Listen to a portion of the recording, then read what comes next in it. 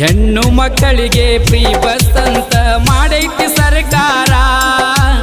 Aadhaar card ಕೈಯಾಗ ಹಿಡ್ಕೊಂಡ ಊರೂರ ತಿರುಗ್ಯಾರ, ಇವರು ಮಣಿ ಮರತಾರ. ಹೆಣ್ಣು ಮಕ್ಕಳಿಗೆ ಫ್ರೀ ಬಸ್ ಅಂತ ಮಾಡೈತಿ ಸರ್ಕಾರ.